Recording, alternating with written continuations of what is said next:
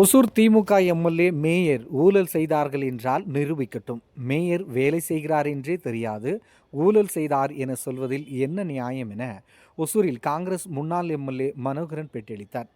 கிருஷ்ணகிரி மாவட்டம் ஒசூர் மாநகராட்சி காமராஜ் காலனி பகுதியில் உள்ள காங்கிரஸ் கட்சியின் முன்னாள் எம்எல்ஏவும் ஐஎன்டியூசியின் மாநில நிர்வாகியுமான கே.ஏ. மனோகர் அவர்கள் தனது அலுவலகத்தில் பத்திரிகையாளர்களை சந்தித்து பேட்டியளித்தார்.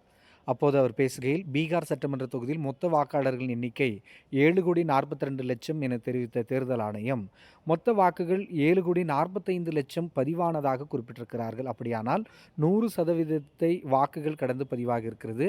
101% வாக்குகள் என உள்ள நிலையில் ஏன் தேர்தல் ஆணையம் 67.14% வாக்குகள் மட்டுமே பதிவானதாக கூறுகிறார்கள்? அவர்கள் எந்த கணித ஆசிரியரிடம் படித்தார்கள் என்று தெரியவில்லை.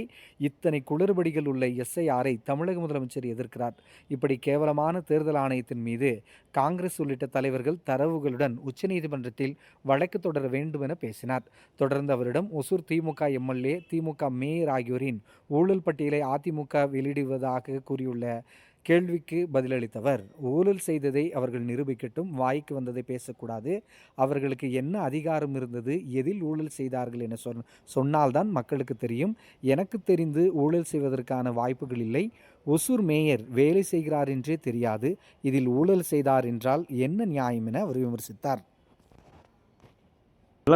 அதான் இன்னைக்கு நம்ம தேர்தல் கமிஷனை பற்றி வைகை செல்வன் முன்னாள் அமைச்சர் சொல்லியிருக்கார்.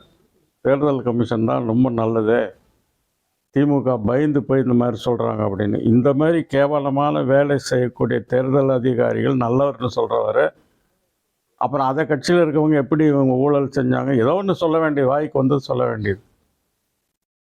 ஊழல் செஞ்சாங்கன்னா நிரூபிக்கணும்ல, அவங்களுக்கு என்ன அதிகாரம் இருந்தது, எதில் எது ஊழல் பண்ணியிருக்காங்க அப்படின்னு சொன்னால் தானே மக்களுக்கு தெரியும். நமக்கு தெரிஞ்சு எந்த விதமான ஊழல் நடக்கிறதுக்கும் வாய்ப்புகள் இல்லை.